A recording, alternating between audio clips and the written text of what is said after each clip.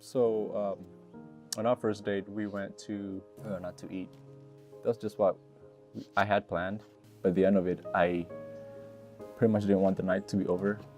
He was driving me back to my car because we met at the restaurant.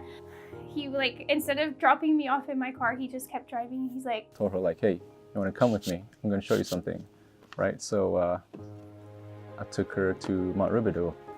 We stayed up at Mount Rubidoux until 3 o'clock in the morning, and we think we got there at maybe 9 o'clock at night. So we just pretty much talked the whole night. I just can remember us sitting up there laughing, and we played some Backstreet Boys and singing Backstreet Boys with each other. It was really fun, and I felt really comfortable with him, something that I had never felt before. It was interesting because to her it's different, she felt something. I felt it too, but I didn't really say anything because being a man, don't want to show a lot more feelings. I can feel you.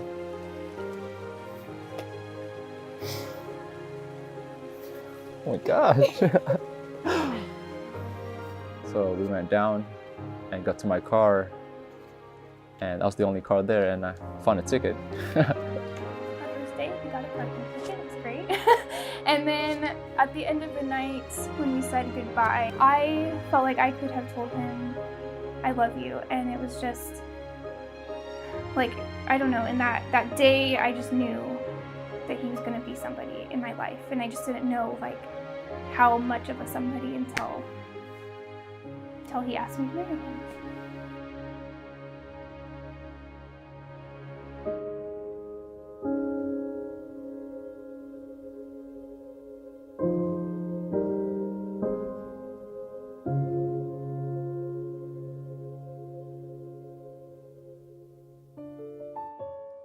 Chelsea, do you remember our first encounter in that break room? I interrogated you with questions that made you feel uncomfortable. Well, I was sure that I lost that chance with you because you disappeared and never to be seen again. Then a year went by. Little did I know, my initial charm was enough to get you trapped because on our second encounter, you finally agreed to go on a date with me. And that was the beginning of our beautiful relationship. A few years gone by, and we've gone through so much, the ups and downs, fights and laughs. We disagreed on many things, but at the end of the day, we put our differences aside and made compromises. There were times when we argued and I disregarded your feelings, and there were times when we fought and I left you and ignored your calls and texts for a few days just to clear my mind, not thinking about how my action affected you and your emotional well-being. I thought I was doing us a favor by walking away from problems. Turns out that I was only hurting you, and I'm sorry. I was selfish. I wasn't there to comfort you and talked about my feelings and listened to what you had to say because I was an arrogant man and I was too prideful. But despite my selfishness, my ego, and my pride, you somehow forgave me over and over again and continued to be there to support and love unconditionally. There are no words to express how grateful I am to you, and I thank God for that.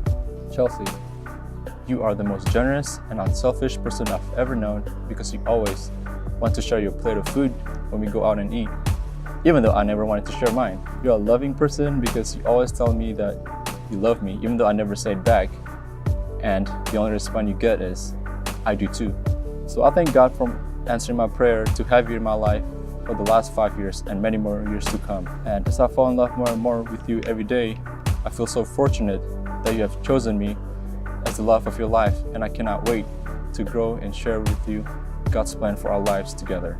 Chelsea, today I choose you to be my wife, and I vow before God, you and everyone here, to lead you as He leads me, regardless of the circumstances, to protect you, to love you, to honor you, to care for you, be faithful to you from this day forward and for the rest of our lives together. Ingle, the day is finally here.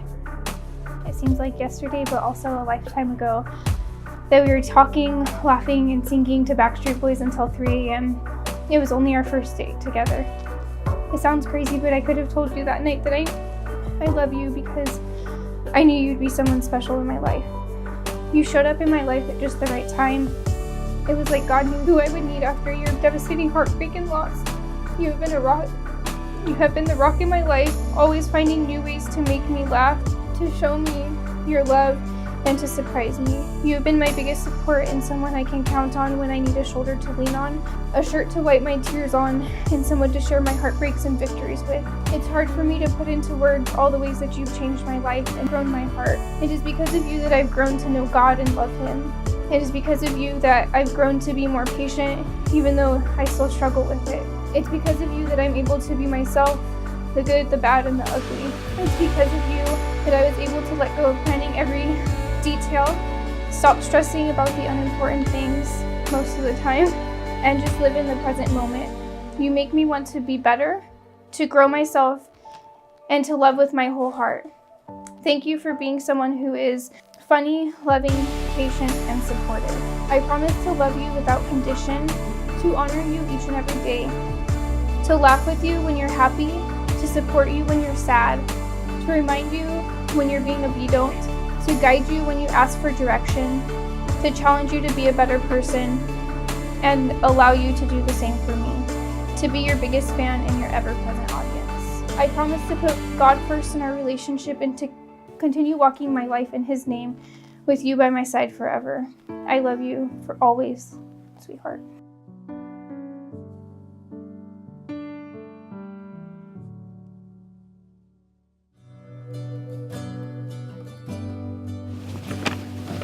So time to read every.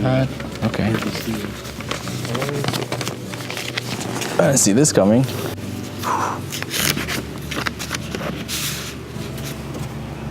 For my groom, today and always. Love, Chelsea. So she writes. Engel.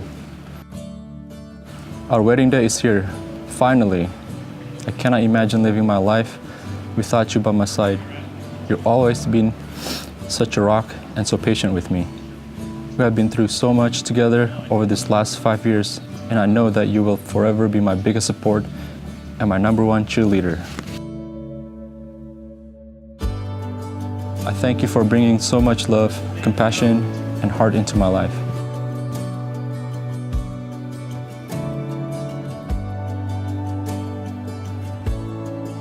Most of all, I thank you for introducing me to God and the abundance He has for us.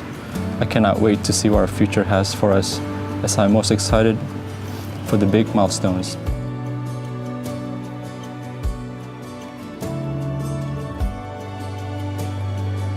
I love you forever, Engelbert. P.S. I'm so excited to see you today. You're going to be handsome. I love you, Chelsea. Whew.